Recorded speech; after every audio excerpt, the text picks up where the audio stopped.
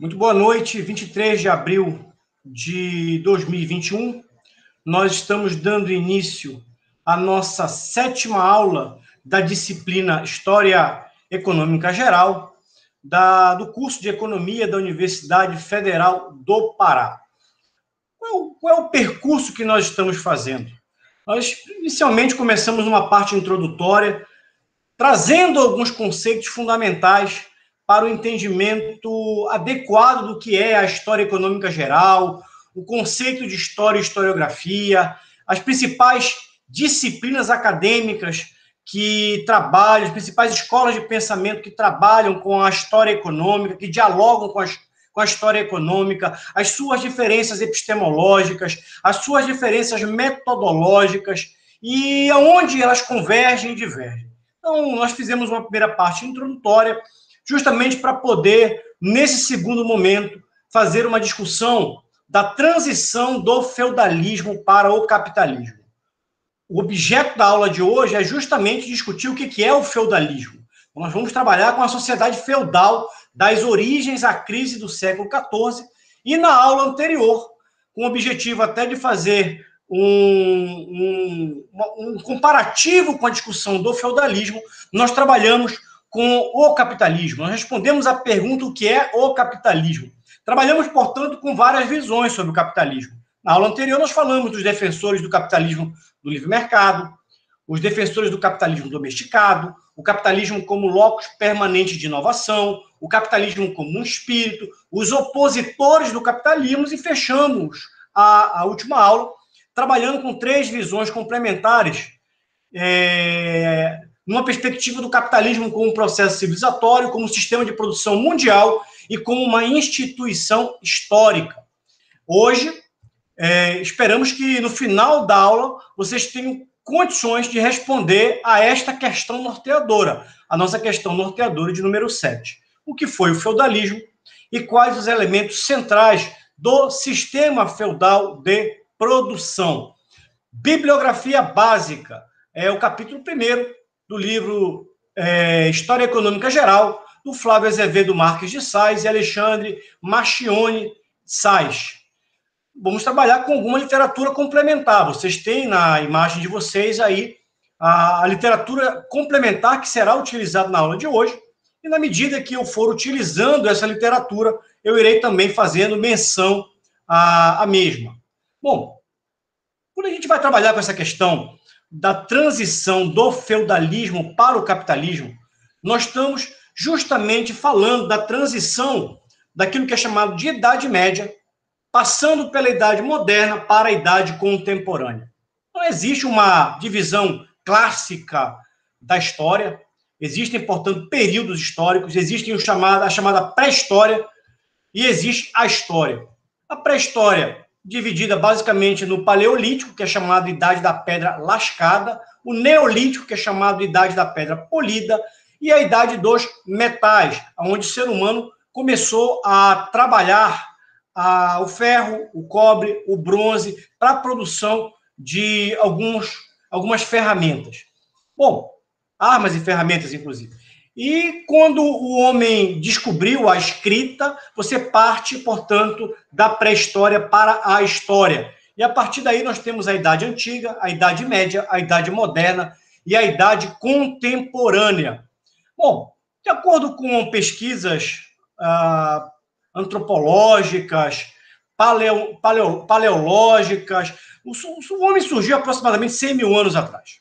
E aproximadamente 4 mil anos nós temos o surgimento da escrita, que vai marcar a transição da pré-história para a nossa Idade Antiga.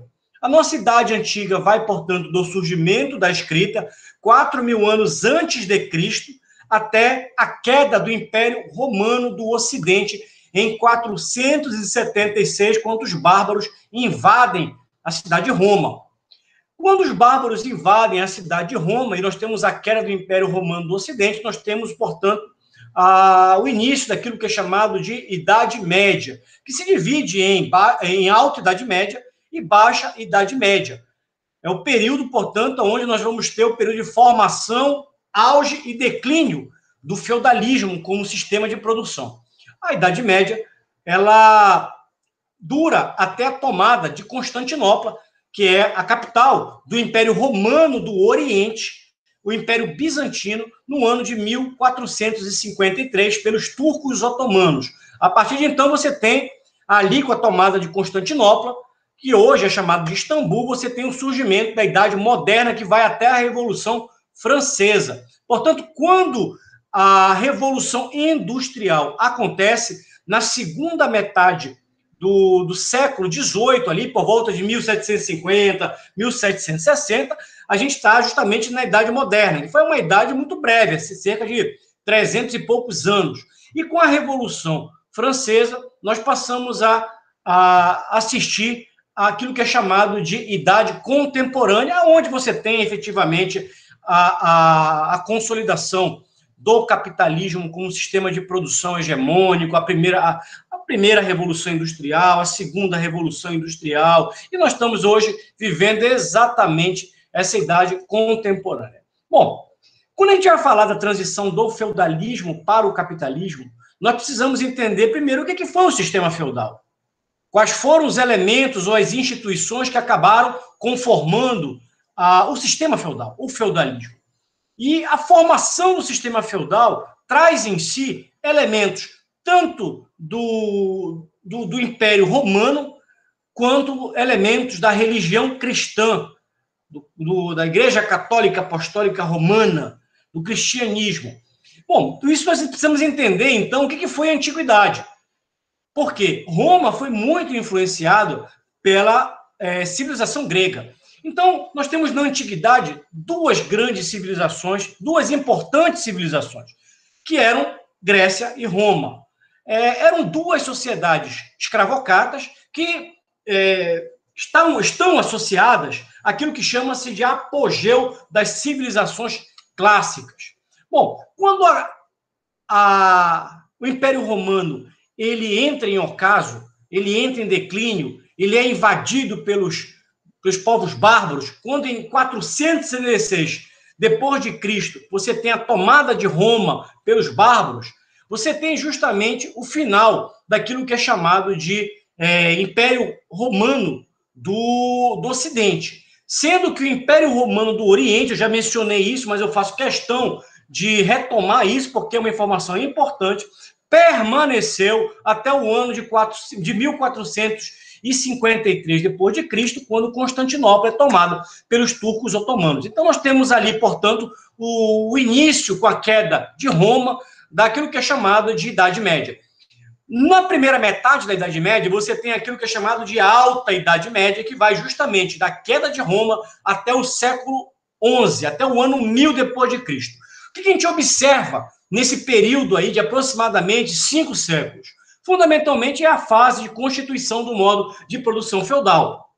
Ao mesmo tempo, você tem a dissolução ali do Império Romano, você tem as invasões bárbaras, fundamentalmente pelos povos germânicos, você passa a ter um processo de fragmentação e de centralização político na Europa, você tem um processo de ruralização da sociedade e a consolidação da igreja cristã como sendo uma religião predominante na Europa.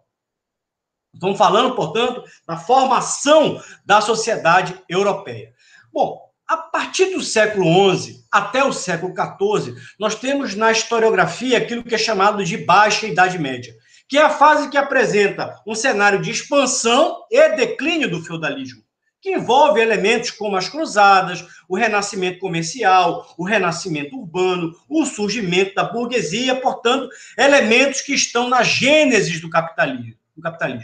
Nós vamos estudar isso na próxima aula. Quando eu falo gênese do capitalismo, é preciso, eu já falei sobre isso em aula anterior, mas é preciso deixar muito claro que o capitalismo, ele se consolida como sistema de produção hegemônico com a Revolução Industrial, mas ele é resultado de um longo processo de transformações, de mudanças institucionais que ocorrem ao longo de aproximadamente 7 séculos no seio da sociedade feudal. Desde o século XI, século XII, com o renascimento comercial, até a Revolução Industrial, você começa a criar elementos que vão estar na gênese da consolidação do capitalismo como sistema de produção hegemônico.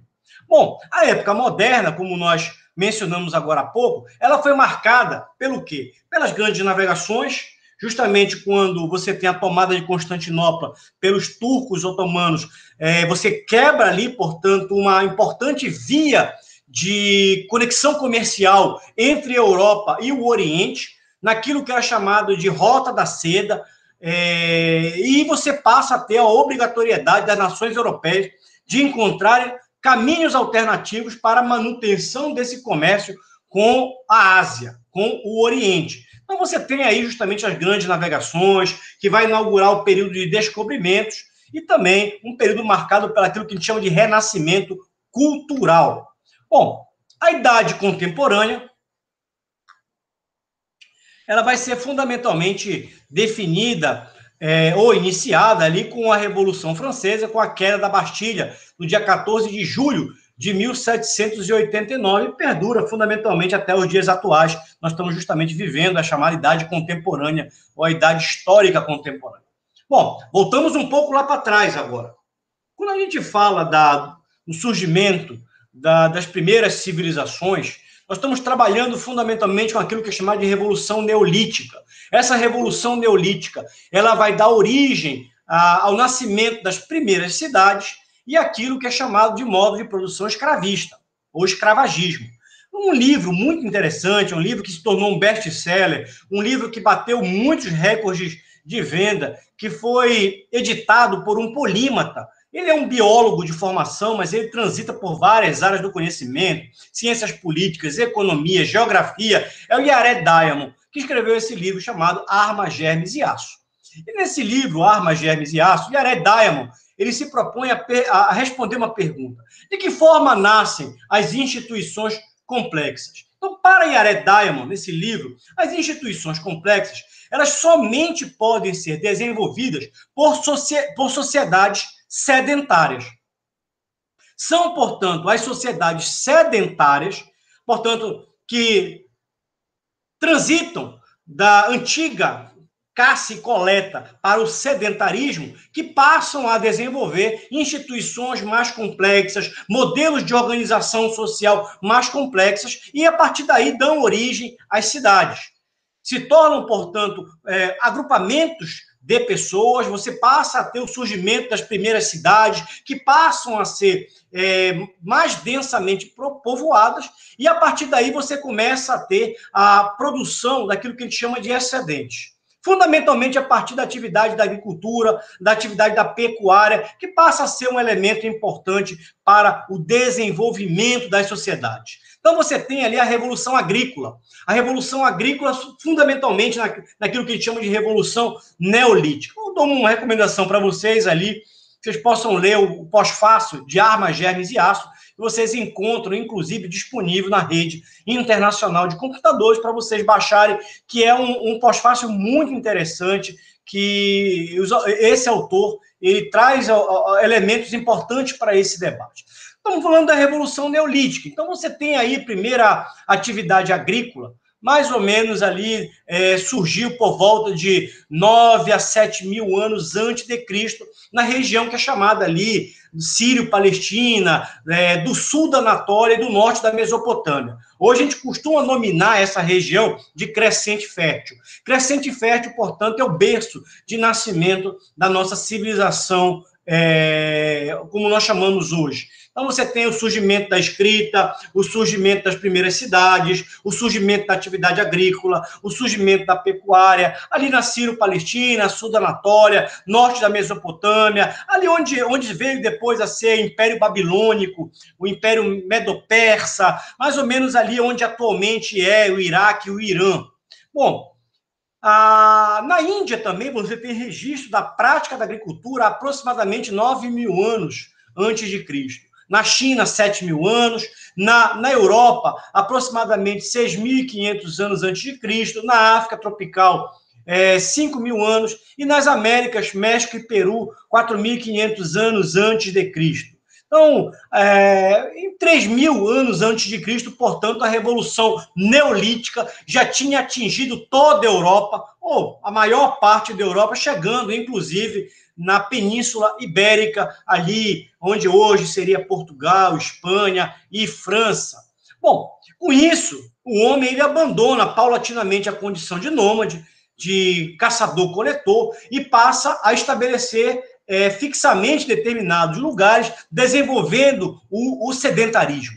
Quais foram os primeiros cultivos que foram feitos? Fundamentalmente os cereais, trigo, cevada, milho e aqui na América a batata. Nesse período nós temos também a domesticação de muitos animais que passam a ser utilizados pelo homem como fonte importante de alimentos também. Então, com isso, estava sendo dado já o passo inicial para o surgimento das primeiras cidades, das primeiras culturas complexas, das trocas comerciais, e a partir do terceiro milênio, algumas cidades como Uruk, Nippur, Kis, Lagash, Eridu e a região do Elam, ali da Mesopotâmia, já tinham se desenvolvido e já havia entre eles uma importante troca comercial.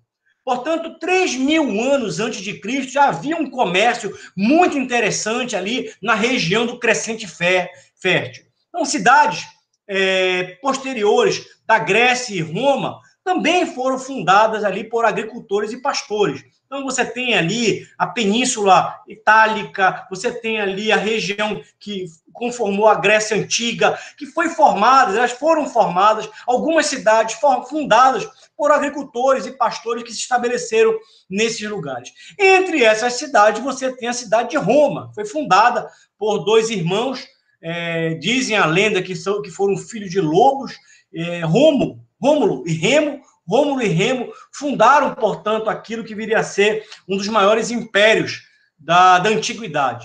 Então, Roma se tornou o maior império da antiguidade. Você tem aí uma imagem do Império Romano. Então, você tem desde ali da muralha de Adriano ali, que separa aquilo que viria a ser a Inglaterra da Escócia ali. Os romanos nunca conseguiram conquistar aquela região ao norte ali, que era habitada por um povo chamado Pictos, que era conhecido por ser um povo muito guerreiro, e os Pictos nunca se permitiram ser conquistados por Roma, mas você tem ali até a muralha de Adriano ali, a conquista ali dos romanos na ilha da Grã-Bretanha, passando ali pela região da Gália, pela região da Espanha, por onde é hoje Portugal e Espanha. Você tem ali, portanto, ali onde viria a ser a ponta da Ásia ali, a região mais ocidental da Ásia, aonde viria a ser a região ali da Judéia, da Galileia, o Oriente Médio, o norte do Egito, o norte da África ali, o Mediterrâneo. Vocês observarem com essa figura, você vai ver que o Império Romano ele teve uma expansão muito rápida e praticamente conquistou todo o mar Mediterrâneo. Ele não conseguiu entrar na região da Germânia e da Samartia ao norte, de onde viriam mais tarde, século III, século IV, as invasões germânicas. O que caracteriza o chamado Império Romano? Ele era um império fundamentalmente comercial. Então, você tinha um ditado que dizia que todos os caminhos levam a Roma, porque como um império fundamentalmente comercial, eles desenvolveram, construíram vias importantes de acesso, de tráfego, de mobilidade humana naquele momento ali, que até hoje você tem muitas estradas que continuam presentes, que foram construídas pelos romanos. Eles eram imperialistas, eles escravizavam os povos conquistados, eles estabeleciam controles rígidos, mas, ao mesmo tempo, essa conquista ela era obtida, de um lado, através da força militar, ou através de golpes militares, ou por aliança com os líderes desses povos conquistados, mas eles eram muito permissivos com a religião praticada. Eles eram politeístas, você deve lembrar que você tinha ali o panteão do Olympus, então, com vários deuses, Júpiter, Juno, Saturno, Urano, Netuno, Platão, entre outros deuses, mas eles eram permissivos, portanto, também com a prática religiosa dos povos conquistados. Bom, entretanto, o Império Romano, ele foi paulatinamente sendo conquistada pela religião cristã. Quando a gente fala de cristianização de Roma, fundamentalmente nós temos 3 períodos importantes aí nesse debate da cristianização de Roma. Um período inicial chamado período de perseguição aos cristãos. Um segundo momento, que é chamado da religião perseguida, a religião aceita. E um terceiro momento, que é da religião aceita para a religião oficial de Roma. Isso aqui que eu estou dizendo é importante, porque isso vai ser importante depois para a formação do feudalismo. Então, é importante nós termos a compreensão desses elementos culturais, institucionais, religiosos, porque eles vão ser determinantes para a formação do feudalismo. Bom, o primeiro período que a gente chama aí, período de perseguição dos cristãos, você tem uma imagem ali de um leão ali e de vários cristãos ali. Havia uma prática nesse momento de você matava os cristãos, ou você açoitava os cristãos, ou crucificava os cristãos, ou levava os cristãos para os jogos que os romanos gostavam naquele momento. Os romanos gostavam muito de assistir os espetáculos dos gladiadores que aconteciam nas arenas, nos coliseus, por exemplo, o Coliseu de Roma. Então, ali você tinha os gladiadores ali que se degladiavam, né, até a morte, mas também você tinha espetáculos ali, quando você jogava seres humanos para serem devorados e atacados por feras. E aí uma das feras era justamente o leão que atacava. Você tem vários relatos de cristãos sendo jogados para o entretenimento dos povos, tanto os romanos quanto os povos conquistados, numa política que nós conhecemos hoje como a política do pão e circo. Então, Roma dava o pão e, ao mesmo tempo, proporcionava espetáculos que entretia os povos conquistados e o seu próprio povo. Então, dizem que os romanos eles tinham muita consciência, naquele primeiro momento, do perigo que a religião cristã representava para o Império Romano, fundamentalmente porque o cristianismo sempre trouxe como um elemento importante, primeiro, a crença num Deus único, a recusa, portanto, em adorar outros deuses, a recusa em prestar culto ao imperador. Para os romanos, inicialmente, César, ele era uma figura idolatrada, e os cristãos se recusavam a idolatrar César. E também os cristãos defendiam a prática da liberdade. A liberdade era um elemento muito forte na religião cristã, e isso era muito perigoso para uma cultura imperialista e escravocrata. Então, eles perseguiam e, de certa forma, durante muito tempo, a religião cristã ela foi considerada apócrifa dentro do território romano. Num segundo momento, a religião cristã ela começa a se espraiar, ela começa a conquistar adébitos, ela começa a converter não somente judeus. Você deve lembrar que o cristianismo surge como uma seita do judaísmo, mas depois, fundamentalmente a partir da influência de Paulo e das epístolas paulinas, você tem ali um processo de cristianização dos povos chamados gentios. Então, você passa a ter, no Império Romano, um processo de evangelismo crescente, um processo de conversão crescente. Então, muitos romanos e muitos povos conquistados por Roma se convertem ao cristianismo. Inclusive, nesse momento, você também passa a ter o processo de cristianização também intenso dos povos bárbaros. Isso é importante para algo que eu vou mencionar um pouco mais à frente. Com isso, no próprio século IV, você tem uma mudança, um ponto de virada na história cristã, com os chamados Éditos de Milão e de Tessalônica, que foram ratificados, respectivamente, por Constantino e Teodósio, que passou a aceitar o cristianismo como religião permitida no Império Romano. O Édito de Milão, ele foi publicado, editado, no ano de 313, por Constantino I, que se converteu ao cristianismo e, a partir daí, deu liberdade de culto aos cristãos e foi muito conhecido com um lema: um Deus no céu e um imperador na terra. Ele estabeleceu, a partir daí, a importante liberdade religiosa para todos os cristãos e demais credos, proibindo qualquer tipo de intolerância a esse respeito. No ano de 380, você tem o Édito de Tessalônica. O imperador Teodósio, portanto, com esse Édito de Tessalônica, ele transforma o cristianismo em religião oficial do Império Romano e interdita a prática de qualquer outra religião, qualquer outro culto que não o praticado pela Igreja Oficial de Roma, pela Igreja Cristã de Roma, proibindo, inclusive, algumas dissidências cristãs, como, por exemplo, o gnosticismo ou o arianismo, que eram algumas dissidências do cristianismo naquele momento. Você passa a ter, portanto, a partir daí, o surgimento da Igreja Católica Apostólica Romana, com o bispo de Roma se tornando, portanto, o líder religioso da religião cristã ou da Igreja Católica em nível mundial. Bom, você tem, portanto, a partir daí, o surgimento, o desenvolvimento da Igreja Romano-Cristã,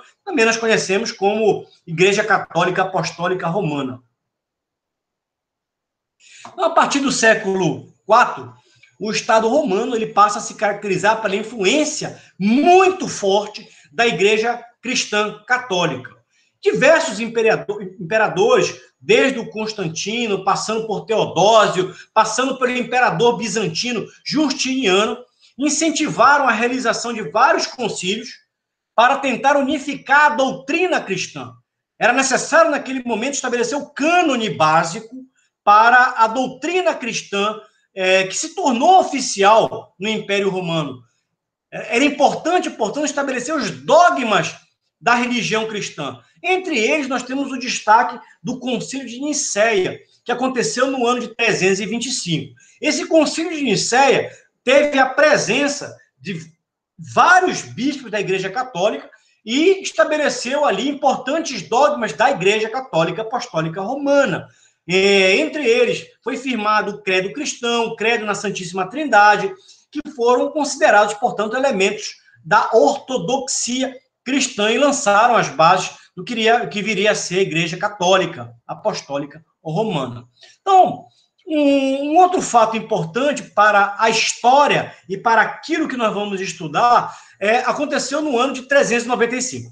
No ano de 395, o imperador Teodósio, ele dividiu o Império Romano em dois. Então, você tem aí uma imagem onde você vai ter no Ocidente o chamado Império Romano do Ocidente, tendo Roma como capital, e no Oriente, o Império Romano do Oriente, tendo, portanto, Constantinopla como capital. Esse Império Romano do Oriente também passou a ser chamado de Império Bizantino.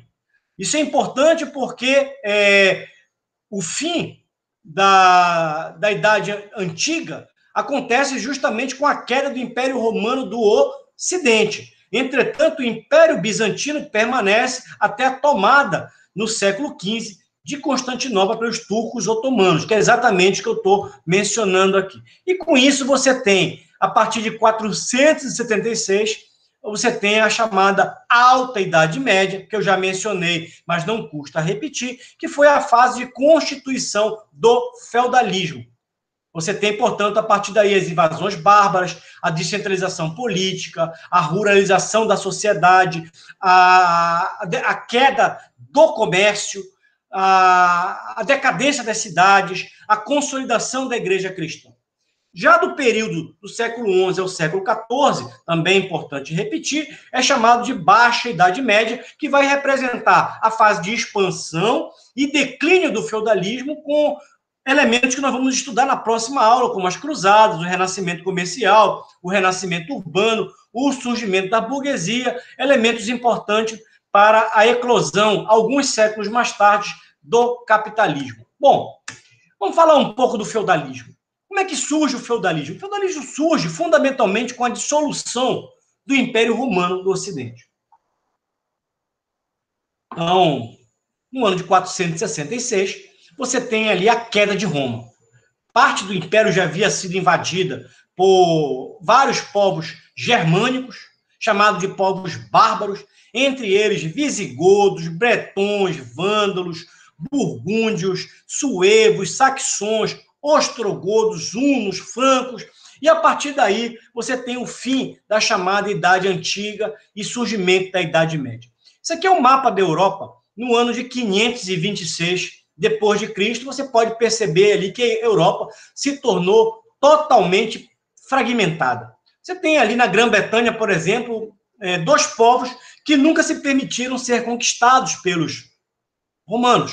Os escotos, hoje, no que seria a Irlanda do Norte, a Irlanda, o país de Gales, e pictos, que hoje seria a Escócia. E ali você tem a divisão ali, embaixo do muro de Adriano ali, entre os bretões e os anglo-saxões. Deve lembrar de vários livros, vários filmes que narram isso, filmes como, por exemplo, Robin Hood, onde você tem a guerra entre os bretões e os saxões.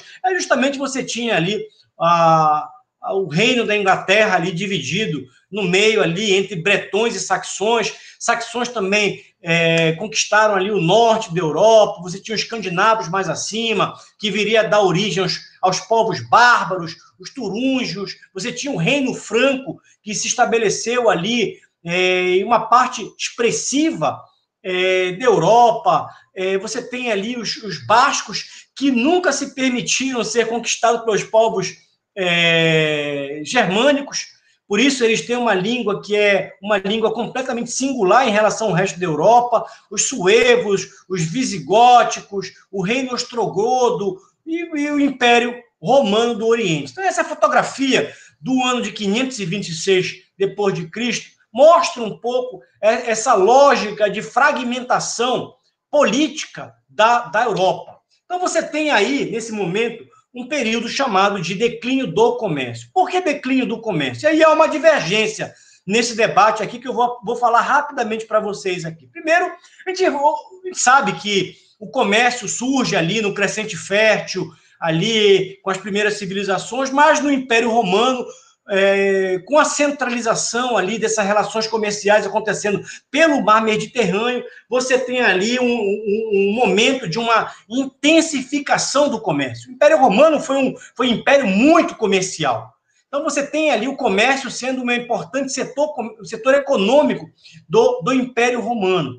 E com a queda do Império Romano, nós temos aquilo que é chamado de decadência do comércio, ou declínio comercial nas áreas do Império, em especial no norte da África, na região ali da Europa. Ali. Você tem duas explicações para isso. Uma primeira explicação é que, com a própria invasão dos bárbaros, você tem ali o declínio das cidades, os bárbaros tinham uma cultura muito mais agrícola, você passa a ter uma fragmentação política, você passa a ter um elemento de crescente insegurança no trânsito de pessoas nessa Europa, e a partir daí você passa a ter o declínio comercial. Mas existe uma segunda versão, que é defendida pelo professor Henri Pireni, que é um dos maiores medievalistas, que ele vai apresentar uma versão um pouco diferente. Ele vai dizer, olha, o declínio do comércio não acontece imediatamente com a queda do Império Romano, mas passa a acontecer fundamentalmente a partir do século VIII, quando os muçulmanos atravessaram o Estreito de Gibraltar, ali, mais ou menos no ano de 711 depois de Cristo, e conquista a Península Ibérica, ali, onde hoje seria Espanha, Portugal, mas eles passam a ter uma influência muito forte também nesse comércio mediterrâneo. Então, você tem aí, na historiografia, duas visões.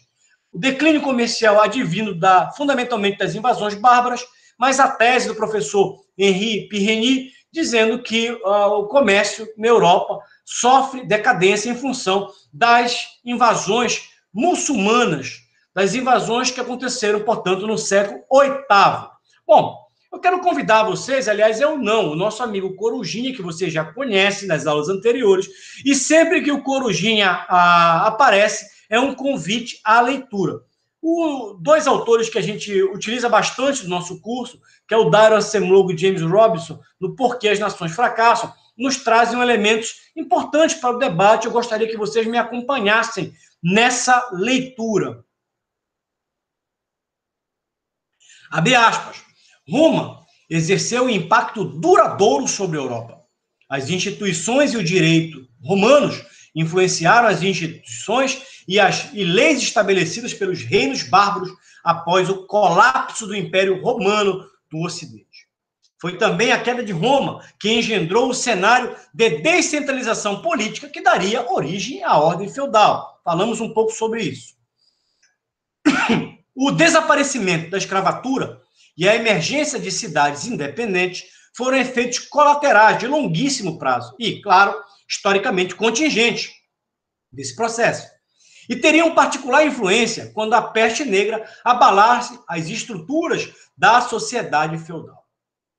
Das cinzas da peste nasceriam cidades, vilas e cidades mais fortes e um campesinato não mais preso à terra, recém-liberto das obrigações feudais. O que eles estão dizendo aqui? Então você passa a ter um elemento cíclico.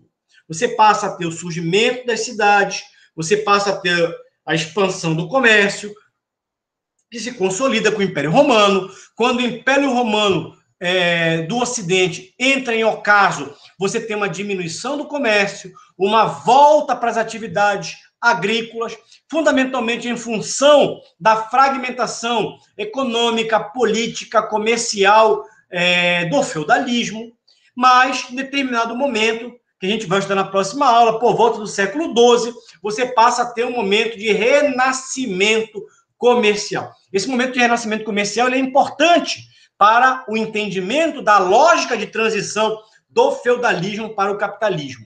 Até porque ele vai, como inclusive o Dairo Acemoglu e James Robinson acabaram de afirmar, ele vai lançar elementos de dissolução de instituições feudais para a construção de novas instituições, por exemplo, que vão ser importantes, como a mão de obra livre e assalariada. Mas isso a gente fala em aulas seguintes. Continuando aqui, foram precisamente essas circunstâncias críticas, deflagradas pela ruína do Império Romano, as responsáveis por uma intensa diferenciação institucional, que afetaria toda a Europa, de uma maneira sem paralelos na África subsaariana, Ásia ou Américas. Bom, para sais e sais,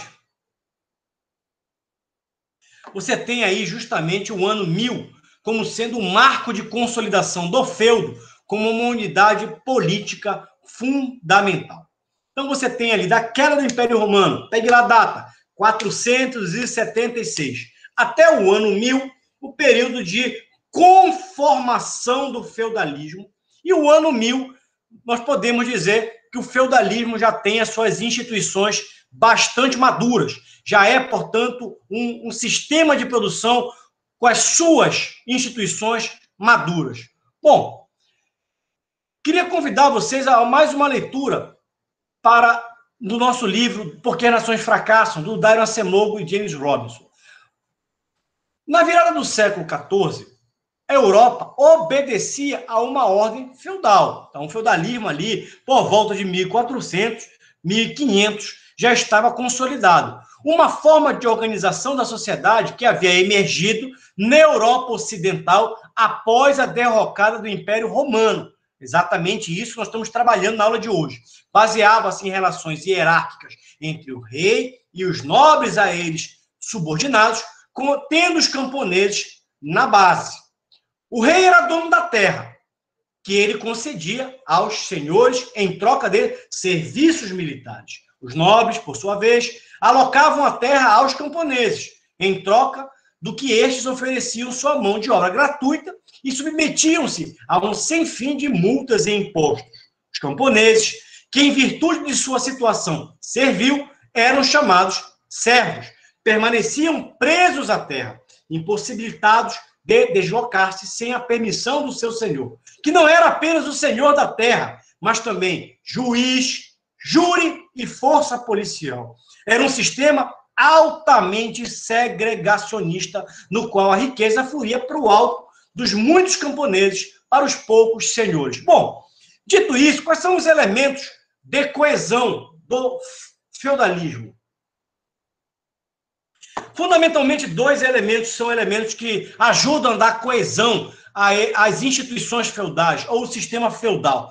O território herdado do Império Romano, e aí você tem a águia de Aia, a águia de duas cabeças, que era símbolo do Império Romano, e a religião cristã, e a força da Igreja Católica Apostólica Romana, e vocês têm aí, portanto, o símbolo da Igreja Católica Apostólica Romana, onde você tem a coroa do bispo de Roma e as duas chaves que abrem o céu, com um simbolismo de que a Igreja Católica Apostólica Romana possui, portanto, a tarefa de fazer a mediação de Deus com os homens, possuindo, a partir daí, as portas do céu. Então, você tem o Império Romano ali, o território herdado do Império Romano, e a Igreja Cristã, a Igreja Católica Apostólica Romana, como sendo elementos importantes de coesão do que viria a ser o sistema feudal.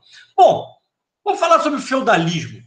De onde vem esse termo feudalismo? A primeira pergunta, vocês têm ali um romano ali e um bárbaro ali. De onde vem o termo feudalismo? De acordo com o Hobsbawm, Eric Hobsbawm, importante historiador, o termo feudalismo ele surge no contexto do iluminismo. E ele acaba se popularizando na Revolução Francesa. Ou seja, é um termo muito jovem. Então, se você buscar debates desse período da Baixa e da Alta Idade Média, você não vai encontrar ninguém usando essa terminologia feudalismo. Portanto, o termo feudalismo surge, volto a dizer, no contexto do iluminismo e se tornou popular no ambiente, no debate, nos idos da Revolução Francesa. O que foi o feudalismo? Fundamentalmente, a gente pode dizer que o feudalismo foi um sistema econômico, político, social e cultural característico da Europa na Idade Média, a partir do sincretismo cultural de costumes romanos e germânicos. Olha que interessante. Então, você tem ali a invasão dos povos bárbaros, dos povos germânicos, na área do antigo Império Romano, e a partir daí você passa a ter um momento de sincretismo cultural. Então, o feudalismo ele é resultado de um sincretismo cultural que acabou moldando instituições que vieram de influências tanto dos romanos quanto dos germânicos. Vamos ver exemplos disso? Por exemplo, dos romanos veio a clientela. O que era a clientela? A dependência entre servos e senhores. O colonato. O que era o colonato? A fixação na terra que deu origem à servidão. As vilas, grandes propriedades rurais que se tornaram base daquilo que viria a chamar feudos e a chamada Igreja Católica Apostólica Romana. E dos germânicos? O que veio dos povos bárbaros germânicos? O comitatus, que era a relação de dependência entre os nobres, que se tornou, portanto, a base da lógica da sucerania e vassalagem importantíssima para o feudalismo. A economia de subsistência e agropastoril, portanto, a predominância econômica da agricultura e da pecuária, e o chamado direito consuetudinário, baseado nas tradições, que depois foi importante ali para o surgimento do Bill of Rights, ali, por exemplo, na Inglaterra, ali, alguns séculos depois, ali, no processo de transição ali da Idade Média para a Idade Moderna. Bom, um autor chamado Ganshof, ele escreveu um livro muito interessante sobre o que é o feudalismo. E aqui eu trouxe 2 extratos sobre uma definição do Ganshof sobre o feudalismo. Então, o que ele vai dizer, o Ganshof, ali? Fundamentalmente, primeiro extrato, Corujinha, convidando vocês ali para a leitura. Segundo Ganshof, o feudalismo pode ser definido como um conjunto de instituições que criam e regulam obrigações de obediência e serviço, sobretudo militar, da parte de um homem livre chamado vassalo para com outro homem livre chamado senhor, e obrigações de proteção e sustento da parte do senhor para com o vassalo. Em outro extrato, ele vai definir o que é feudo. O que é feudo? Vai dizer o Ganshof. O feudo, enquanto instituição jurídica, possui um significado geral, uma concessão feita gratuitamente por um senhor ao seu vassalo, para que este último pudesse dispor de sustento legítimo e ficasse em condições de fornecer ao seu senhor o serviço exigido. Então, você tinha a lógica da sucerania e da vassalagem, na qual o sucerano cedia ao vassalo a posse da terra. Observe que eu estou usando a palavra posse e não propriedade. E aí tem uma diferença importante. A propriedade, ela surge depois com o surgimento na Inglaterra do mercado de terras, séculos depois, e o surgimento do mercado de terras, da propriedade privada, vai ser um elemento importante, inclusive, para o surgimento do capitalismo. Mas, no feudalismo, você tinha a posse e não a propriedade. Por quê? Porque o vassalo, ele poderia ser destituído da posse da sua terra. Então, o sucerano, ele poderia retirar o vassalo, a posse do vassalo da terra e dar a outro vassalo de acordo com seus interesses políticos, militares, econômicos, enfim, religiosos, enfim. Então, outro autor bastante utilizado dessa disciplina de História Econômica Geral, que trabalha também com essa lógica da transição do feudalismo para o capitalismo, Maurício Dobre, nesse livro Evolução do Capitalismo, ele vai trazer uma definição de feudalismo. E aí o Corujinha está convidando vocês para a leitura desse extrato. Então, para Maurício Dobre, a definição do feudalismo é o quê? Virtualmente idêntica ao que geralmente queremos dizer por servidão. Uma obrigação imposta ao produtor pela força e independente de sua vontade para satisfazer certas exigências econômicas de um senhor. Quer tais exigências tomem a forma de serviços a prestar ou de taxas a pagar em dinheiro ou espécie. Essa forma coercitiva pode ser a militar, possuída pelo superior feudal, a do costume, apoiada por algum tipo de procedimento jurídico ou força da lei. Bom, aí você tem um exemplo do feudo. Então, esse aqui é um exemplo de um feudo clássico, onde você vai ter instituições feudais interessantes ali, como, por exemplo, castelo. Castelo era local de moradia do senhor feudal, da família do senhor feudal e dos agregados ao senhor feudal. Lembrando que eles eram ou nobres, ou havia também um terço dos feudos da Europa eram de propriedade do clero, da Igreja Católica Apostólica Romana. Tá? Mas nos feudos que não eram de posse da igreja, você tinha ali um nobre. Então, você tinha ali um duque, um visconde, um conde. Então, você tinha ali a nobreza, portanto, feudal residindo no castelo. Você tinha as casas dos servos, os mansos.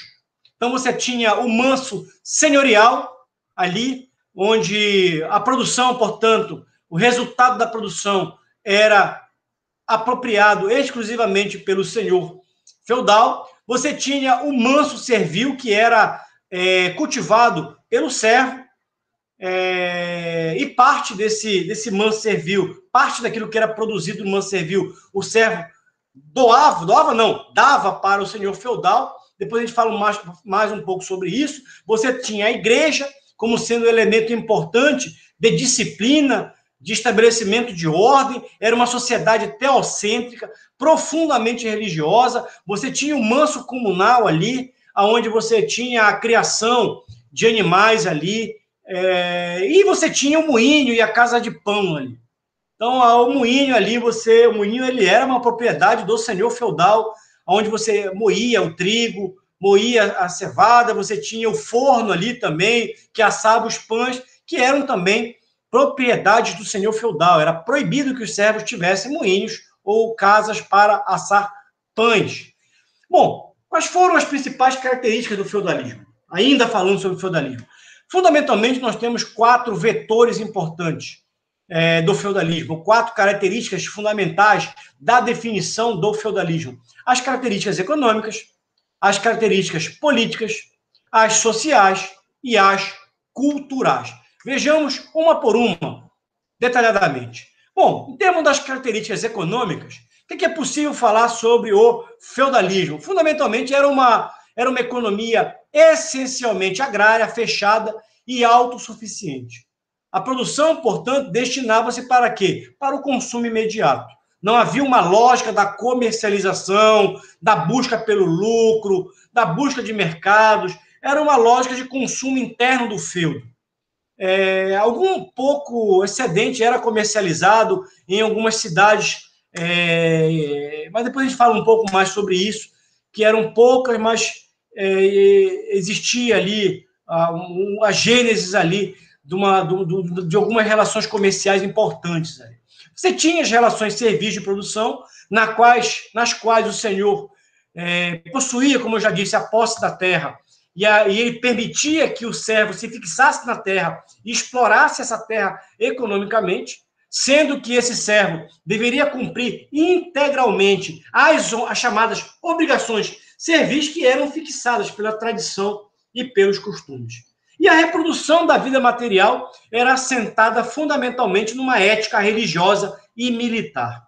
Então, você tinha a força militar, e essa força militar era representada pelos nobres, que eles eram os guerreiros, e você tinha ali a força religiosa pela igreja católica, que era uma importante instituição para a provisão da ordem, da cultura, da religião feudal. Falei agora há pouco das obrigações servis. Quais eram as principais obrigações servis? Tinha fundamentalmente 7 principais obrigações servis. Fundamentalmente, quais são? Talha. O que era talha? Era a obrigação que o servo tinha de entregar parte da sua colheita ao senhor feudal. Então, você tinha um manso servil, que era cultivado pelos servos, e parte dessa colheita era entregue na forma de um tributo, que era a talha, para o senhor feudal. Outra obrigação era a corvéia, que era a obrigação que o servo tinha de trabalhar alguns dias gratuitamente nas terras do senhor feudal. Dependendo do feudo, da região, isso variava entre 2 a 3 dias por semana. Então, você tinha o chamado dia de descanso, que era o domingo, e você tinha 2 a 3 dias na qual o servo trabalhava no manso senhorial, e você tinha 3 a 4 dias na qual o servo trabalhava no manso servil. Bom, outra obrigação era a captação. Captação era o pagamento anual per capita, que era justificado como doação aos senhores em troca da proteção. Então, os senhores, eles tinham a responsabilidade de fornecer a segurança para quem estava no feudo. Então, em troca disso, eles cobravam uma taxa, um pagamento anual chamado de captação. Outra obrigação servil era chamada banalidade, que era o tributo pago ao senhor feudal pelo uso do forno e do moinho. Eu falei agora há pouco, era proibido que os servos tivessem moinhos e casas de assar pão. Então, sempre que os servos utilizavam um moinho ou assavam pão no forno do senhor feudal, eles pagavam um tributo chamado banalidade. Outra obrigação servil era a mão morta. Então, o servo ele tinha a posse da terra. Caso ele morresse, se a sua família, em especial o seu filho mais velho, quisesse dar continuidade à posse daquela terra para a sua família, ele deveria pagar uma taxa que é chamada de mão morta, e dava a partir daí o direito desse camponês suceder o seu pai na posse da terra, caso o falecimento do seu pai ocorresse. E o tostão de Pedro, que era a chamada obrigação espiritual de dar 10% da produção feudal para a Igreja Católica Apostólica Romana, representando ali o dízimo. Finalmente, nós tínhamos a chamada formariagem. A chamada formariagem era uma tradição que se materializava no direito que o sucerano tinha de reivindicar a noite de núpcias do vassalo e dos servos que se casassem. Então, caso um vassalo se casasse ou um servo do seu feudo se casasse, ele tinha o direito de reivindicar a primeira noite com a esposa do servo ou do vassalo que estava casando. Bom, em termos de características econômicas do feudo, vocês têm aí uma imagem aí que mostra um desenho um pouco mais detalhado do que seria um feudo. Então, e ali vocês podem observar à direita da tela a divisão em 3 campos. Isso é interessante, isso é importante, e é importante que vocês prestem um pouco atenção nisso aí. De acordo com Sais e Sais, a economia feudal ela era caracterizada pela estagnação, pelo baixo dinamismo econômico, pelo baixo dinamismo tecnológico e, como consequência disso, pela baixa produtividade. Como é que se dava a produção? Fundamentalmente, você tinha um sistema de rodízio de campos ali. Então, você dividia o manso servil, o manso comunal, o manso senhorial, fundamentalmente em áreas, em 3 áreas. Então, vamos olhar um pouco para essa tabelinha, que eu acho que ela é muito interessante ali, e você tem o campo 1, 2 e 3, primeiro ano, segundo ano, terceiro ano. Então, no primeiro ano ali, você dividiu o campo em três partes. Na primeira parte, no primeiro ano, você planta cevada. Na segunda parte, você planta trigo. Na terceira parte, você deixa o campo em repouso. Então, sempre você tem 1/3 da área ociosa. 1/3 dessa área, portanto, está sempre em repouso, o que diminui consideravelmente o nível de produtividade do feudalismo. Vamos olhar o que acontecia ano após ano, olhando especificamente para o campo 1 ali. Então, você tem ali, no primeiro ano, plantação de cevada. No segundo ano, o campo entrava em repouso. E no terceiro ano, a plantação de trigo. O segundo campo, no primeiro ano, estava plantando trigo. No segundo ano, plantava cevada. No terceiro ano, entrava em repouso. E o terceiro campo estava em repouso no primeiro ano. No segundo ano, entrava com a produção de trigo. E no terceiro ano, na produção de cevada. Então, você tinha ali, fundamentalmente, sempre 1/3 da área em repouso, o que diminuía, como eu já disse, mas é importante repisar, uma diminuição considerável na produtividade da agricultura feudal em decorrência desse sistema de manejo de campos. Bom, em termos políticos, você tinha um poder político fortemente descentralizado ou fragmentado do ponto de vista espacial. Como é que se dava o poder, as relações de poder? As relações de poder eram fundamentalmente local e cada domínio feudal era independente, ou seja, cada feudo era governado pelo senhor feudal.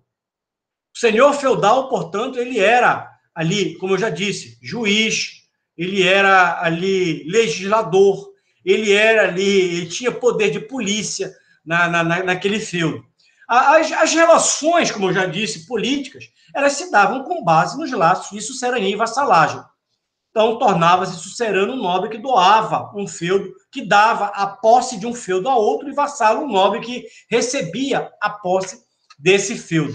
E as relações sociais? Importante. Você tem uma imagem ali, onde você tem no topo o senhor feudal, depois você tem o clero, depois os nobres e guerreiros, e na base da pirâmide, os servos. Essa era uma sociedade fundamentalmente rural, hierárquica e estamental. E ela era dividida basicamente em 3 estamentos ou ordens sociais, e cada uma tinha a sua função: o clero, a nobreza e o campesinato.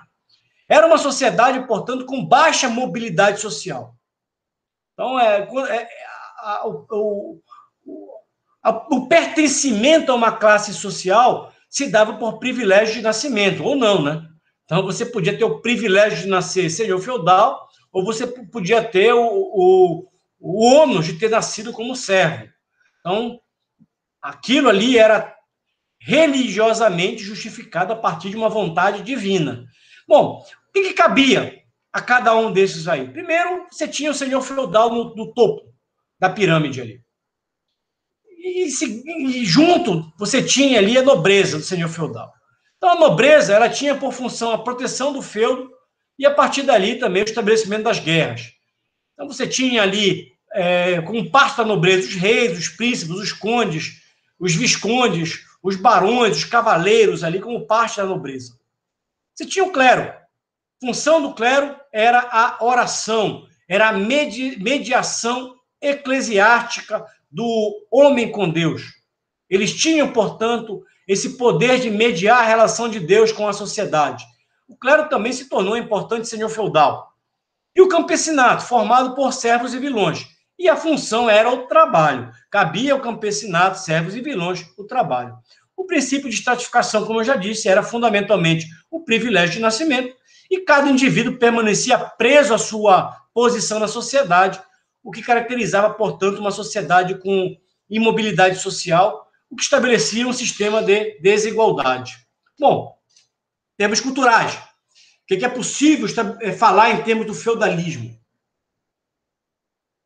O feudalismo possuía uma cultura fundamentalmente teocêntrica, com as questões fundamentais sendo explicados a partir da fé.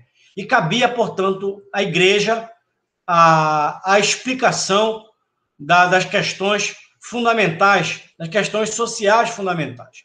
Então, a partir daí, a igreja tinha um poder muito grande e ela determinava o modo de pensar, de agir, de viver na comunidade. E teve, portanto, nesse período da chamada Idade Média, a condenação por parte da igreja da busca pelo lucro e da usura, que era considerado pecado, e foi um grande entrave para o desenvolvimento do comércio nesse momento. Tanto é que o Max Weber, quando escreve A Ética Protestante e o Espírito do Capitalismo, ali em 1904, 1905, ele vai justamente fazer a discussão de como a reforma protestante, em especial uma linhagem da reforma protestante do calvinismo, vai romper com essa condenação do lucro e da usura, e a partir daí, juntamente com a sua ascese intramundana, vai gerar um espírito mais apropriado para o desenvolvimento do capitalismo. Então, nesse momento, você tinha fundamentalmente os fenômenos naturais explicados pela fé. Era uma sociedade profundamente religiosa. Então, você tem aí um quadro sintético, extremamente sintético. Você tem uma pirâmide no meio ali, onde você tem os privilegiados acima da pirâmide, o rei, os duques, os marqueses, os condes, os viscondes, os cavaleiros, também o clero como sendo também uma classe privilegiada. Então você tinha ali os bispos, os abades, os monges, os frades, os padres ali. De um lado você tinha os nobres vivendo nos castelos, eles tinham acesso a uma alimentação variada, eles compravam especiarias, comiam pão, verduras, comiam cereais. A vida deles era fundamentalmente regada a guerras, a disputas. Quando eles não estavam em guerra, estavam caçando, estavam promovendo festas, torneios ou cerimônias de homenagem. Do outro lado, o clero, eles, em geral, viviam em monastérios, dedicavam sua vida ao trabalho, à oração, ao estudo, à cópia de livros, e tinham uma vida extremamente regrada e sujeito à regra. E grupos não privilegiados, pequenos proprietários, servos, pastores, lenhadores, servos da gleba, o campesinato. Eles viviam fundamentalmente ali na chamada aldeia feudal, e a vida fundamentalmente era muito dura. Então, eles normalmente passavam fome, eles comiam pães, comiam alguns legumes, sopas, uma vida de muita privação. Eles sofriam muitas enfermidades, eles trabalhavam arduamente, eles pagavam dízimo à igreja, pagavam os tributos aos senhores feudais. Então, você passa a ter uma sociedade realmente com essa lógica ali. No topo, você tem um senhor feudal, o sucerano, o vassalo, e aí o servo na base da pirâmide. Bom, já disse anteriormente, no início da aula, que o feudalismo ele foi se moldando ali do século V ao século XI. No século XI, você tem aí o que a historiografia narra de expansão do feudalismo, que se deu fundamentalmente a partir, por exemplo, do aumento da população, da colonização de novas áreas e do crescimento do volume do comércio. Entretanto, no século XIV e século XV, você passa a ter um momento de inflexão e essa expansão ela é interrompida e vários eventos indicam a emergência de uma crise no sistema feudal, que nós vamos discutir até com mais vigor em algumas aulas um pouco para frente, provavelmente na próxima semana. Bom, a crise feudal. Falando um pouco sobre a crise feudal. Alguns elementos que nos ajudam a entender por que houve essa crise feudal. E, fundamentalmente, essa crise feudal ela se deu em função do declínio populacional. Para vocês terem uma ideia, no ano de 1300, a população europeia era estimada em aproximadamente 73 milhões de habitantes. 100 anos depois, no ano de 1400, essa população havia sido reduzida para 45 milhões de habitantes, o que demonstra a incapacidade desse sistema em garantir a reprodução da sua população. Bom, o que aconteceu nesses 100 anos aqui? Por que nesses 100 anos você tem uma queda aí de aproximadamente 28 milhões de habitantes ali? Fundamentalmente, você teve ali a peste negra, que atingiu as principais regiões europeias no ano de 1348.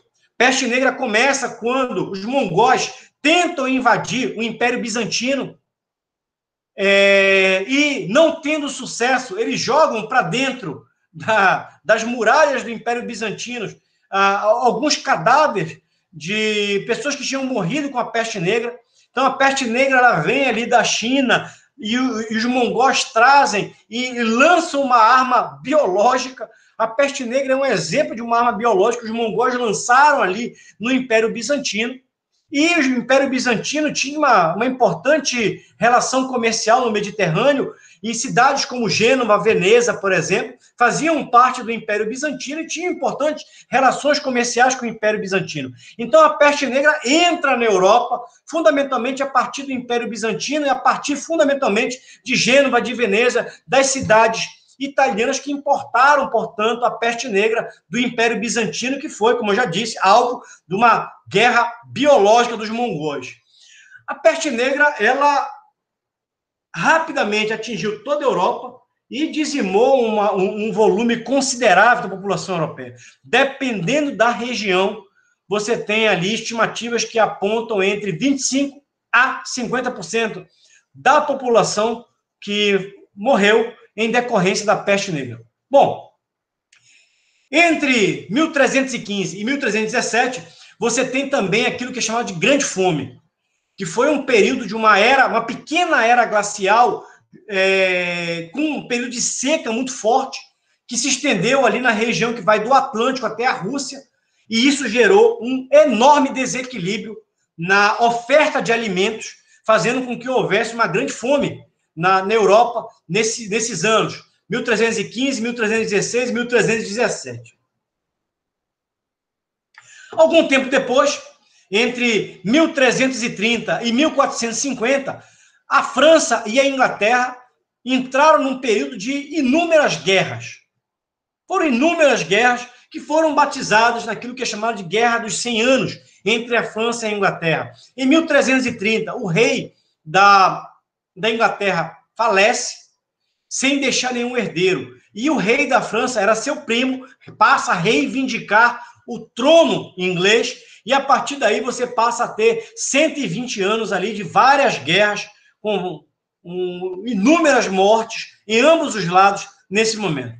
Bom, nesse período também você tem o esgotamento de áreas disponíveis para a colonização, e você teve no período de crescimento populacional ali, no período que precedeu esse momento, a utilização crescente de áreas menos produtivas, o que gerou também uma diminuição na produtividade da agricultura nesse período, e em muitas das regiões europeias você passa a ter um processo aí concomitante de despovoamento dos campos e abandono das aldeias. Então, é um período de declínio populacional, onde em 100 anos você tem a diminuição em 28 milhões de habitantes, de uma população total de 73 milhões de habitantes. O que mostra, para alguns historiadores, uma crise no sistema feudal. Dario Acemoglu e James Robinson falam um pouco sobre a peste negra, que foi um capítulo importante nesse período. Você tem um Corujinha ali convidando vocês a lerem comigo, e ao lado uma figura de um médico. Então, essa imagem ficou muito marcada na Europa nesse período, porque era o traje com que os médicos andavam com medo de se contaminar. E o que o Dario Acemoglu e o James Robinson falam sobre a peste negra? A peste negra é um vívido exemplo de uma daquelas circunstâncias críticas, um grande acontecimento ou confluência de fatores que vem romper o desequilíbrio econômico e político existente na sociedade. Um momento crítico como esse é uma faca de dois gumes, capaz de provocar reviravolta nos rumos tomados por cada país. Por um lado, pode abrir caminho para a interrupção do ciclo de instituições extrativistas e possibilitar o surgimento de outras, mais inclusivas, como aconteceu na Inglaterra. Não vou entrar em detalhes com vocês sobre instituições inclusivas e extrativistas, Até mesmo porque nós já falamos sobre isso na aula que nós trabalhamos sobre o bloco das escolas institucionalistas, e nós trabalhamos com a nova história econômica comparada do Darwin Acemoglu, do James Robinson. Então, vocês já devem conhecer esse conceito. Ou pode intensificar a emergência de instituições extrativistas, como no caso da segunda servidão na Europa Oriental. Bom, quais foram as consequências dessa crise feudal? Fundamentalmente, você tem duas grandes consequências aí. A redução do preço dos cereais e o aumento do custo da mão de obra. Então, você tem aí um efeito gangorra. Então, você tem um aumento no custo da mão de obra e uma redução no preço dos cereais. Por quê? Vocês já devem ter estudado a disciplina Introdução à Economia, onde vocês trabalharam com aquele gráfico da lei da oferta e da demanda. Preço, quantidade, oferta e demanda. Então, sempre que você tem alteração, seja na oferta ou na demanda, você tem uma alteração no preço ou na quantidade demandada ou ofertada. E exatamente isso aconteceu nesse período. Por exemplo, você teve uma redução do número de servos. Se você tem uma redução do número de servos pela mortalidade dos servos, o custo da mão de obra aumenta. Diminui a oferta de mão de obra, o custo da mão de obra aumenta. Isso prejudicou a exploração da reserva senhorial, que levou também ao abandono de lote por parte dos servos. Bom, ao mesmo tempo, se você tem uma diminuição do número de servos, se você tem a diminuição, portanto, da produtividade, o abandono de lote pelos servos, você tem também uma diminuição da renda obtida com a venda de cereais. Se você tem uma diminuição da renda obtida com a venda dos cereais, você tem uma diminuição da renda obtida pela nobreza. Se você tem uma diminuição da oferta de cereais, mas ao mesmo tempo você tem uma diminuição mais do que proporcional na demanda por cereais, o que acontece com o preço dos cereais? O preço dos cereais cai. Então, a partir daí, você tem uma tempestade perfeita que fez com que a corvéia fosse paulatinamente sendo transformada em pagamento em dinheiro. Então, aquela prática que os servos trabalhavam 2 ou 3 dias no manso senhorial, ele passa a ser substituído pela contratação dos jornaleiros, ou seja, eram pessoas livres que passavam a trabalhar nas terras dos senhores feudais, recebendo uma diária ou uma jornada de trabalho. Por isso que eles são chamados de jornaleiros. Bom, essa crise feudal levou, obviamente, a uma mudança na composição da produção rural. Então, você teve ali a disseminação de novas culturas, como, por exemplo, a cevada, o linho, a vinha, uma conversão de áreas de lavouras em pastos para a criação de gado bovino e ovino, e esses gados ovinos foram importantes depois para a Revolução Industrial, ou inicialmente para a produção têxtil, que foi importante para a primeira etapa da Revolução Industrial, e você teve o despovoamento dos campos pela redução da necessidade de mão de obra para as atividades pecuárias. Bom, eu já disse, isso tudo levou também a uma mudança no perfil da demanda, que gerou uma redução da demanda por cereais básicos e também, por parte da nobreza, um aumento da concentração de riquezas. E se houve um aumento da concentração de riquezas, isso aumentou o padrão de consumo dessa elite política e econômica, que passou a demandar vinho, cerveja, carne, tecidos finos em maior quantidade. Muitos historiadores eles vão afirmar que o feudalismo entrou em crise principalmente por começarem a ser colocadas em xeque algumas das relações fundamentais do feudalismo, ou algumas das instituições fundamentais do feudalismo. Quais instituições fundamentais? Primeiro, a substituição da corvéia pelo pagamento em dinheiro. Ou, por exemplo, a ampliação dos arrendamentos da reserva senhorial acabou dando margem para o surgimento de novos agentes sociais. Quais agentes sociais? O camponês, paulatinamente, ele deixa de ser servo e ele se constitui em arredantário ou mesmo burguês, que passaria depois a investir na agricultura, o pequeno burguês. E muitos camponeses perdem o acesso à terra e passam a possuir apenas o quê? O seu trabalho.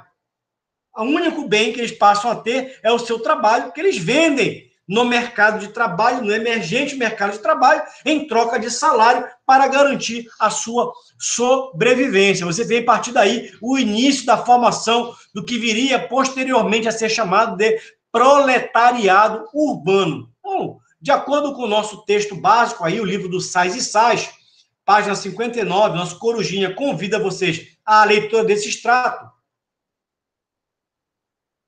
Diz o seguinte, em suma, ao fim do século XV, o campo na Europa Ocidental apresenta um panorama completamente distinto do ponto de vista social, daquele de 2 séculos antes. Uma classe feudal substancialmente enfraquecida, embora mantivesse alguns dos seus direitos, e uma camada de arrendatários que tendia, ao menos uma parte, a se tornar relativamente próspera, e os camponeses mais livres, no plano jurídico, embora nem sempre em melhores condições de vida. Daron Acemoglu e James Robinson, no Porquê as Nações Fracassam, eles vão também trazer uma leitura específica em relação à crise do feudalismo. Eles vão dizer o seguinte, que basicamente a extrema escassez da mão de obra abalou as fundações da ordem feudal e estimulou os camponeses a demandar mudanças. Então, se você tem, portanto, uma escassez de mão de obra, uma baixa oferta de mão de obra, você gera, portanto, um aumento por parte dessa mão de obra de demandas por mudanças em algumas relações, algumas instituições importantes do feudalismo. Então, a partir daí, o esquema do trabalho feudal passa a definhar e você passa a ter a emergência do mercado de trabalho, inclusive na Inglaterra. Então, você passa a ter a formação do mercado de trabalho, do mercado de trabalho com trabalhadores livres, e a partir daí o aumento do preço dessa mão de obra. Em função disso, o preço dos salários, os salários aumentam. Então, essa mão de obra, portanto, que se tornou escassa, passou a ter um poder para reivindicar maiores liberdades. Você tem, portanto, a partir daí, um momento de transição do feudalismo para o capitalismo. Conforme o Marcelo Prony, ele vai dizer o seguinte, olha, a transição para uma sociedade fundada em relações capitalistas, eu já falei isso algumas vezes com vocês, foi um processo histórico longo, perdurou, como eu já disse, aproximadamente 7 séculos, que envolveu a transformação concomitante de toda a cultura ocidental. Você tem aí uma imagem ali, que ela é uma imagem sintética, de parte do que nós vimos na aula de hoje. E você tem ali, por volta do século X, ali, século XI, sobretudo em meados do século X, o apogeu do feudalismo. Então, você tem ali no século V ao século X, numa linha azul ali na imagem, o processo de conformação do feudalismo. Então, é um período de decadência do comércio, onde você tem a linha verde mostrando a decadência do comércio, uma ruralização da economia, o fortalecimento do poder local exercido pelos senhores feudais, a ascensão da igreja e da cultura teocêntrica e a invasão da Europa por povos bárbaros, mais tarde por árabes e vikings. E a partir do século XI, você tem um período que é chamado de Baixa Idade Média. Até o século X, você tem a chamada Alta Idade Média, e a partir do século XI, a chamada Baixa Idade Média, que vai perdurar até o século V, que marca o quê? O declínio do feudalismo e o renascimento comercial, ali, o renascimento do comércio. Então, você tem ali nesse século X ao século XVI, o renascimento comercial urbano, a decadência do feudalismo, a decadência do poder local e o fortalecimento do poder nacional, fundamentalmente do poder do rei, o surgimento dos estados nacionais, a efervescência da cultura urbana, o renascimento cultural e uma Europa que passou a ser uma Europa invasora, conquistadora, com as cruzadas e outras investidas, como as grandes navegações, que foram importantes, inclusive, para o espraiamento dessa relação mercantil para vários continentes. O Braudel, Fernando Braudel, importante historiador, nesse livro, Civilização Material, Economia e Capitalismo, século XV ao XVIII, ele vai dizer que o capitalismo só foi possível graças ao desenvolvimento progressivo de um certo individualismo e da aplicação de uma mentalidade racional e pragmática à organização da vida, o que, por sua vez, foi reforçado pela crescente complexidade das trocas no meio urbano. Então, você tem ali o individualismo, a racionalização, coisas que também foram narradas por Werner Zombart e por Max Weber, que são o racionalismo como sendo o importante elemento para o capitalismo moderno, mas parte disso se deu em função do renascimento comercial e, diria, o Max Weber também em função da reforma protestante, do calvinismo, do ascetismo, vindo desse movimento da reforma protestante. Bom, o Braudel, ele vai, portanto, fazer um resumo nesse livro dele daquilo que foi esse caráter de lenta transmutação das sociedades feudais para o capitalismo.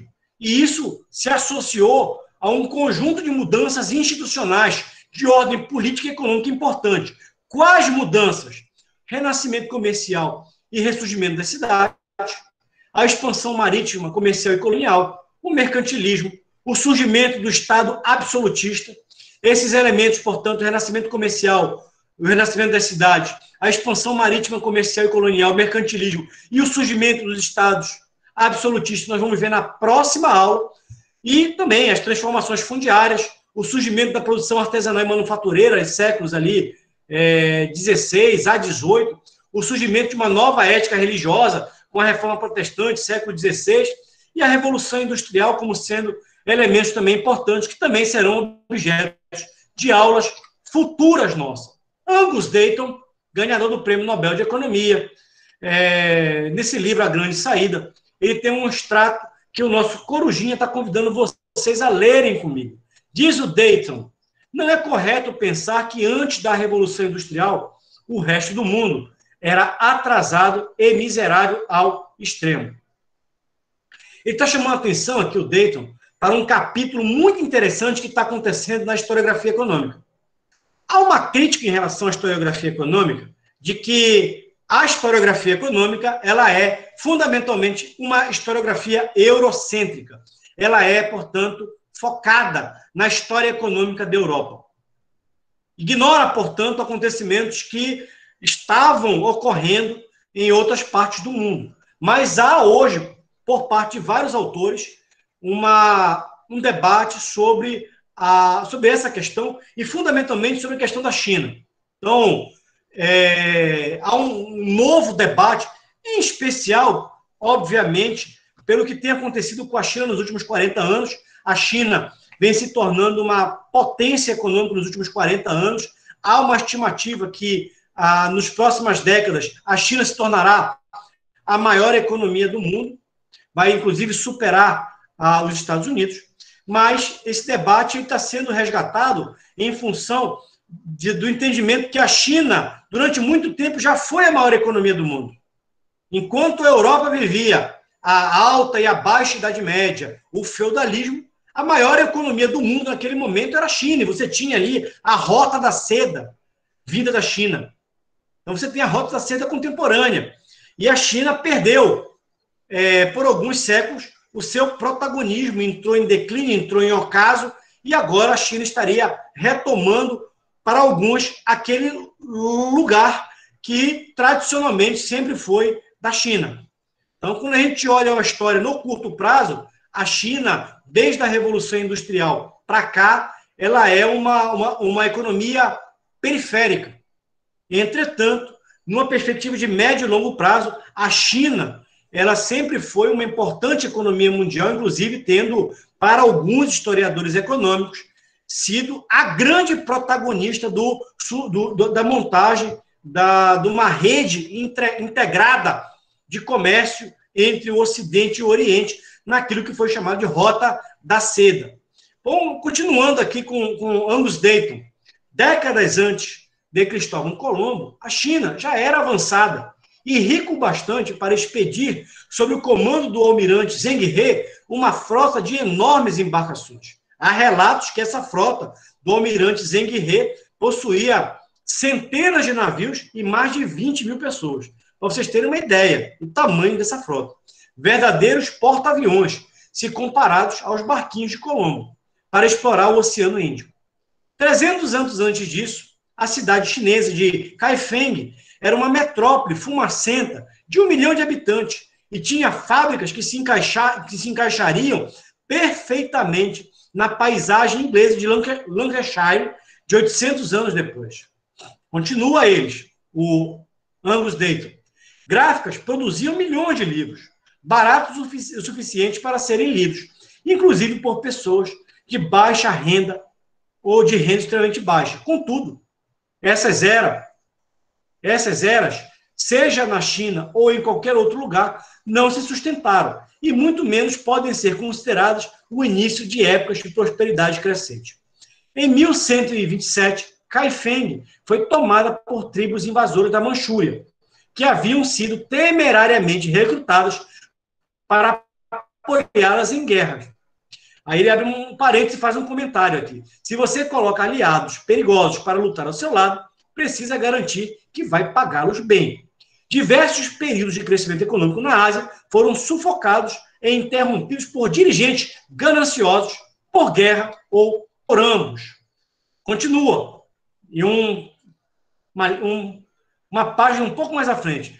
Preocupados com possíveis ameaças ao seu poder por parte de mercadores, imperadores da China proibiram a realização de expedições marítimas em 1430, pondo fim às viagens exploratórias do almirante Zheng He. Para alguns historiadores, foi exatamente essa decisão dessa dinastia chinesa de proibir a realização de comércio com outros povos e as expedições marítimas que foi decisivo para o ocaso da China como potência econômica mundial. Bom, para terminar, eu quero trazer para vocês o debate que o Niall Ferguson traz nesse livro, muito interessante, chamado Civilização, Oriente versus Ocidente. Então, o Niall Ferguson, nesse livro, ele resumiu em 6 fatores aqueles que acabaram modificando a ordem mundial a partir do século XV, quando as civilizações do Oriente eram mais avançadas em inovações e lideradas pela China, mas foram, como eu já disse, paulatinamente ultrapassadas pelas nações do Ocidente, principalmente as europeias, que até então eram pequenos países. Quais são os 6 principais fatores que o Niall Ferguson desenvolve nesse livro? Primeiro, a competição.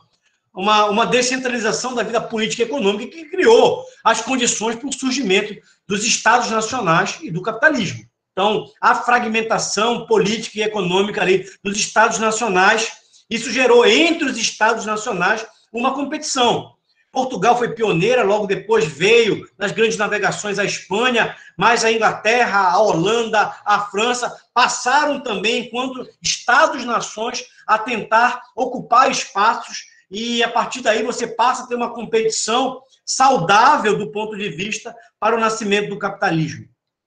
Bom, segundo ponto foi o desenvolvimento da ciência, uma forma de estudar, entender e, finalmente, transformar o mundo natural, que deu origem para o Niall Ferguson ao Ocidente. Entre outras coisas, uma importante vantagem militar do Ocidente sobre o restante das nações. Não é à toa que, no século XIX, a Inglaterra vai colocar a China de joelhos naquilo que é chamado de Guerra do Ópio e vai obrigar a China a manter o comércio do ópio em função, fundamentalmente, do seu poderio naval e do seu poderio bélico que a China não conseguiu enfrentar naquele momento.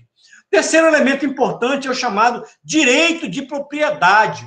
Então, a partir daí, você tem um controle da lei como meio de proteger os proprietários privados. Você tem ali, portanto, o surgimento do mercado de terras. E não mais a posse da terra, mas a propriedade da terra, com direito, inclusive, de você comercializar a terra. E, a partir desse direito de propriedade, você criou uma carta de direitos, uma legislação que permitiu solucionar pacificamente as disputas, que caso houvesse, as disputas jurídicas, caso houvesse, e isso assentou uma importante base para uma forma mais estável de governo representativo. Quarto elemento importante, o desenvolvimento da medicina, que foi um importante avanço que possibilitou a melhoria da qualidade de vida, da saúde, da expectativa de vida da população, permitindo, portanto, o aumento populacional nas sociedades ocidentais, mas também nas suas colônias. E isso é importante, porque isso representa o aumento da produtividade, o aumento da força de trabalho, o aumento do mercado consumidor. Você passa a ter, portanto, elementos importantes através da medicina. O desenvolvimento, consequentemente, da lógica da sociedade de consumo, um modo de vida material em que a produção e a compra de roupas e outros bens de consumo acabaram desempenhando um importante papel econômico, sem o qual a revolução industrial não teria sido possível ou sustentável, e um sexto elemento, que é a ética do trabalho, um sistema moral e um modo de atividade derivados do cristianismo protestante, conforme nós já falamos aqui algumas vezes, muito bem narrado por Max Weber na Ética Protestante e o Espírito do Capitalismo. E essa ética do trabalho fornece, portanto, um elemento de coesão à sociedade dinâmica e potencialmente instável criada pelos itens 1 a 5 anteriormente narrados. Bom, ainda falando sobre a questão do atraso chinês, David Landes, um conhecidíssimo, renomadíssimo historiador econômico, nesse livro, A Riqueza e a Pobreza das Nações, ele vai citar algumas razões para o atraso chinês. Uma razão que ele vai citar são duas razões, fundamentalmente. A primeira seria a falta do livre mercado e do direito de propriedade, portanto, que o Niall Ferguson coloca como sendo importante para o surgimento do capitalismo na Europa. O Landes vai dizer, olha, a falta desse livre mercado e do direito de propriedade, ele ajuda a explicar o atraso da China.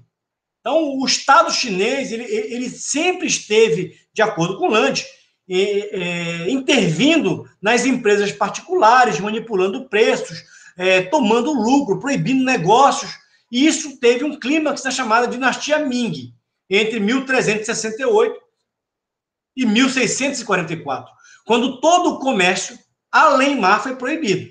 Isso gerou, como consequência, sonegação, contrabando, corrupção. Uma outra razão importante estava na diferença entre gêneros.